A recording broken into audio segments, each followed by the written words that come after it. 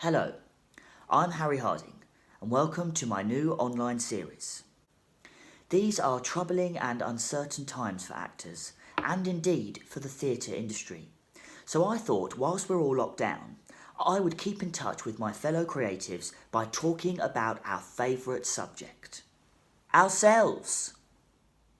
In this series, I'll be interviewing fellow actors and creatives on everything from their favourite roles to dream castings to funny backstage mishaps and more. But before we proceed, please don't swear, and please don't say Macbeth. Oh, hang on a minute. I just...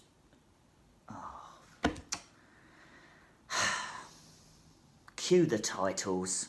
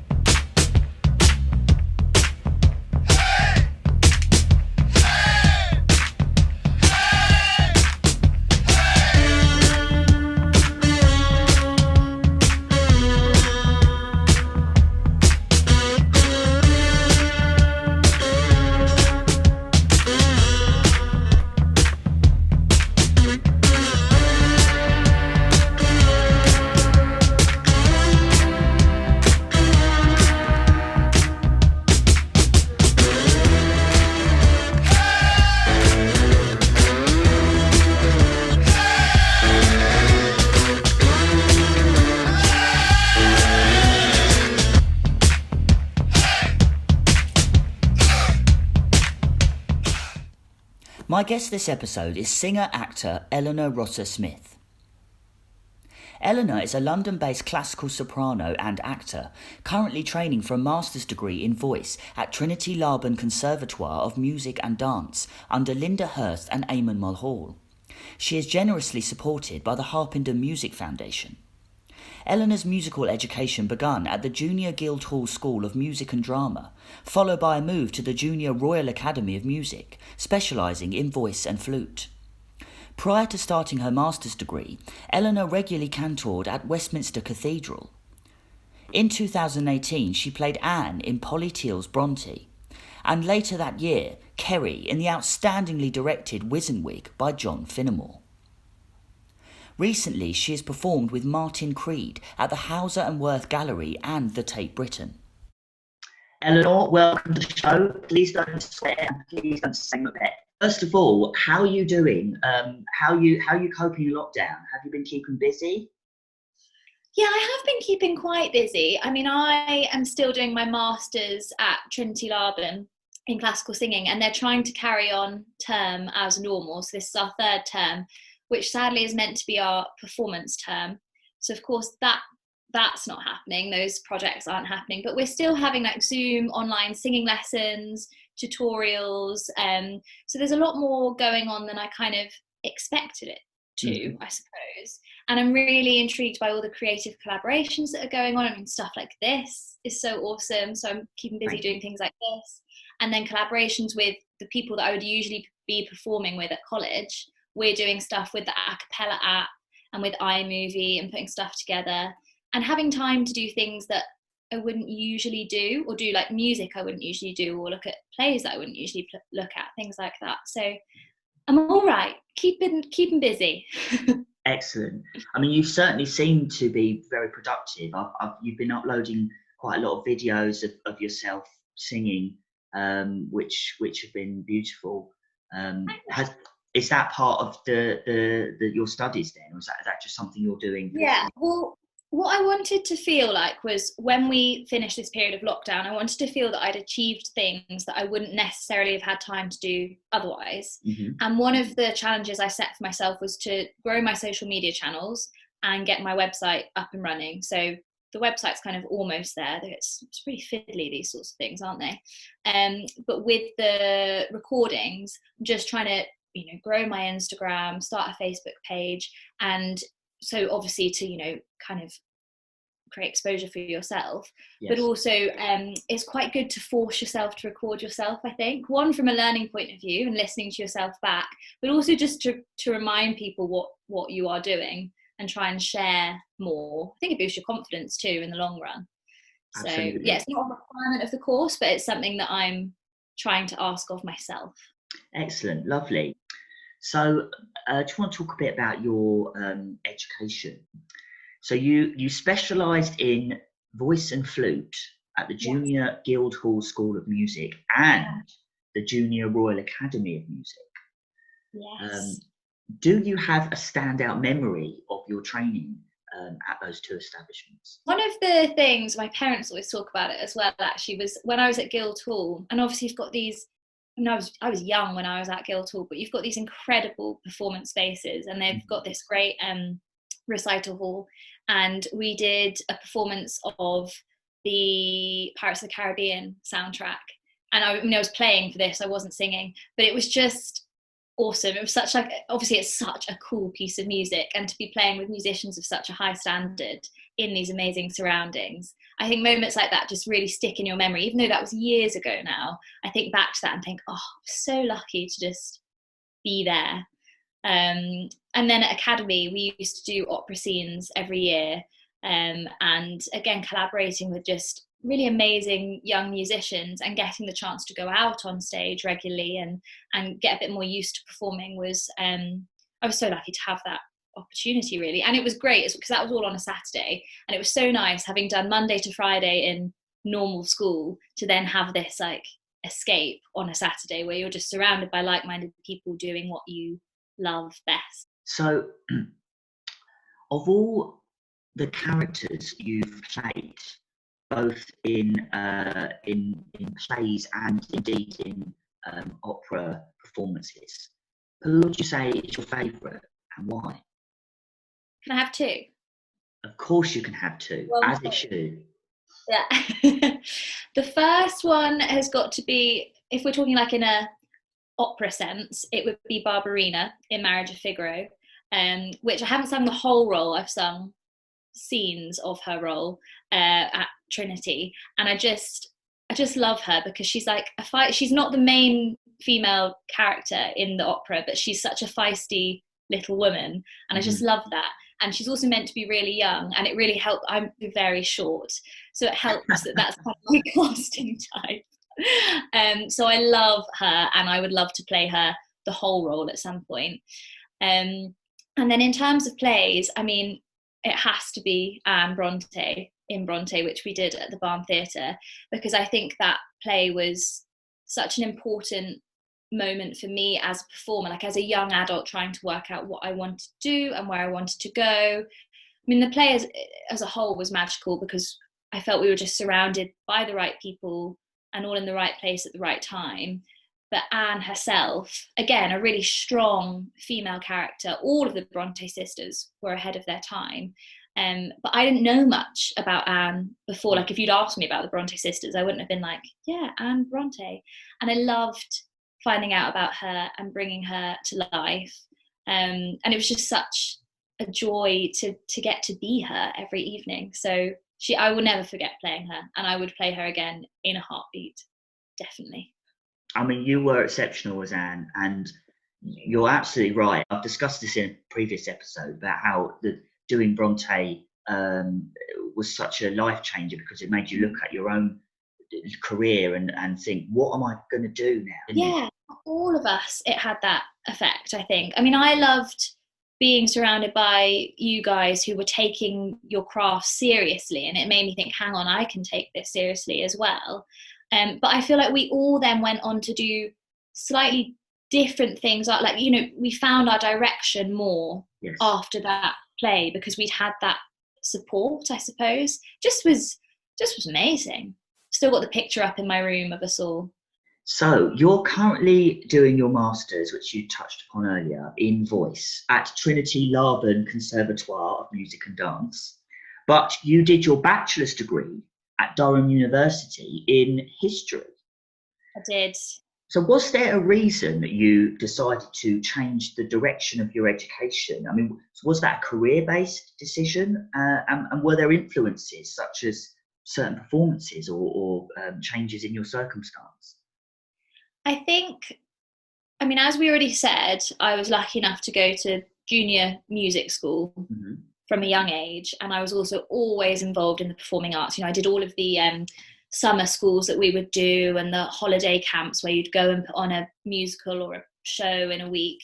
So it had always been a massive part of my life, and I felt that that was where I wanted to end up career-wise. I wanted to be a performer, but I was also lucky enough to have had a very solid education and didn't do badly at school.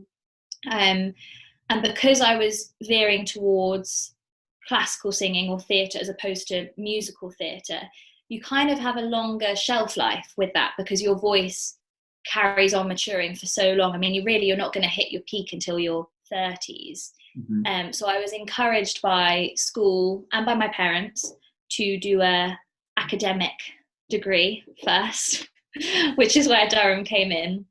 And I mean, at the time, it is what I wanted to do, but I was always very aware, and I think it's shaped me as a person, and I've made amazing memories. I've got the best friends in the world from university, but I wasn't able to keep up my performing as much as I'd hoped when I was at Durham. I wasn't seeing as much, and I wasn't surrounded by musical people, or people who I wasn't in all of the societies, just because also it was hard to keep up with my academic work. Like, it was demanding to come out with a decent degree at the end of it. And so I just was aware when I was there that I think I'd lost sight slightly of where I wanted to go career-wise. And it was easy to get sucked into thinking, oh yeah, maybe I do actually want to be a lawyer, or maybe I want to go into marketing. And I don't regret it, but I feel I lost a couple of years of not knowing where my direction was. Yeah. And then it was post university, having time out, going to see things more, and I guess taking a long hard look at yourself and thinking, what do I actually want? And realizing that if I didn't pursue a performance path, I would regret it come mid-30s, mid-40s. So I'm so lucky to have had a good education, and I loved Durham, and it's part of me and part of my journey, but it's it's an interesting one, I think. But I'm where I'm at now. And if I hadn't gone to Durham, maybe I wouldn't be here now, if that makes sense. So you have no regrets. Your path has led you the way you wanted to go. Yeah. Yes. And I'm getting so much better, I think, about focusing on where you want to go next and being in the moment and making the most of the opportunities you're being presented with, even during lockdown, rather than thinking, oh, if only 6 months ago I'd done this, or only if 6 years ago I'd done this. Because if we all did that, we would go nowhere fast. You recently performed with Martin Creed. What was the experience of working with Martin Creed in the choir like? It was amazing. I mean, wacky. If you haven't heard of him before, Google him, because it was so liberating to work with somebody who doesn't think inside the box. And again, that's slightly the problem, I think, sometimes with classical music and classical theatre. We get so caught up with being inside the box and being perfectionists, and that, I know, that holds me back. So to go and work with somebody who wears 10 hats, 10 pairs of sunglasses, 10 ties, and his suit back to front for all of his exhibitions was amazing. And so we were performing in the gallery, and then also later at the Tate Britain for one of the late Tates, and we would perform the pieces that he had written. But some of them would require us to walk in, just into the middle of the audience who are looking at his amazing artwork, and lie on the floor face down and just start singing or start sirening and making noises. And we were wearing woolly hats and woolly jumpers. It was crazy. It was so bizarre, but it was great. It was so much fun, and it's a really cool thing to have been involved with. And he's amazing. So what would you say is your dream role, if you have a dream role, and why?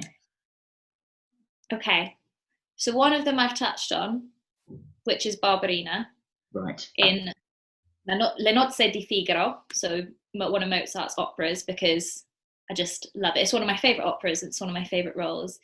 And then, I mean, it's really interesting at the moment, obviously training in a classical tradition, but still having all of these musical theatre influences and theatre influences in general.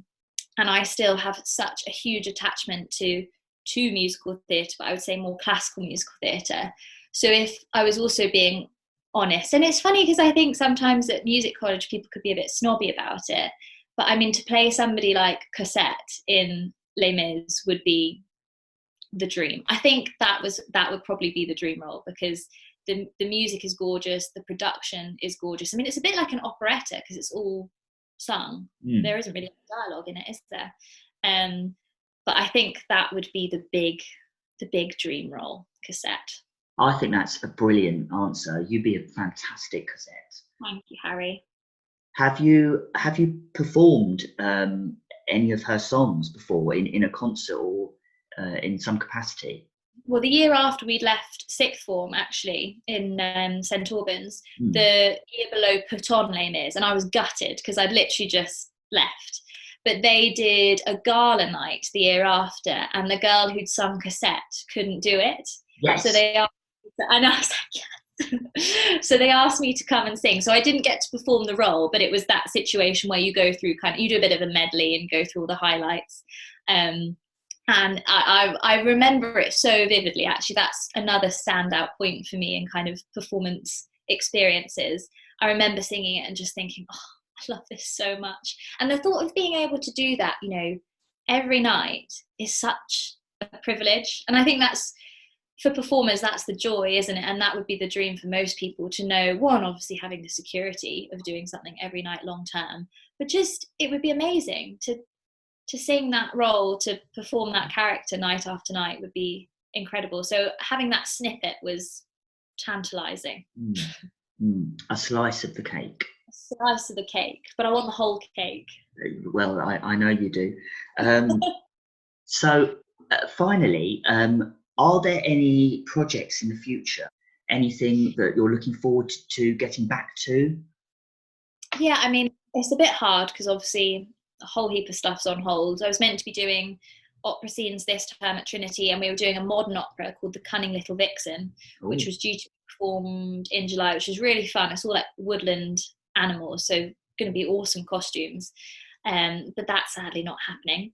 But I think what I'm concentrating on doing, again, as I say, is these creative collaborations. Going to start up a YouTube channel and work with people I wouldn't necessarily be able to work with usually or have had time to work with. So rather than just doing classical stuff, I've been recording a bit of Hayley Westerner, who's an amazing New Zealand classical crossover artist, and also going to do some Lana Del Rey with a violinist friend. So I'm going to put all of that out there on Instagram, YouTube, and if people could give it a watch, a listen, any comments you might have, that would be amazing. And then hopefully some plays, operas in the future, but I'll let you know when I know that they're happening. Yeah, forward to seeing all those. I'll certainly be liking and subscribing to your new YouTube channel. Out of curiosity, what woodland creature are you going to be? I actually, disappointingly, was a child, as in a human child. I know. Although I was covering the young vixen part, so the baby vixen. Or again, cast typing with my small frame. But yes, I'm hoping my costume still would have been cool. Well, thank you so much. It's been really nice to see and talk to you again. Thank you for inviting me. No, my pleasure. My pleasure. I wish you all the best. Stay well and stay safe. You too. Take care.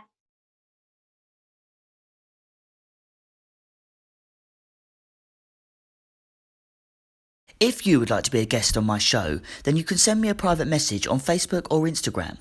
Or if you're lucky enough to have my telephone number, you can send me a WhatsApp message.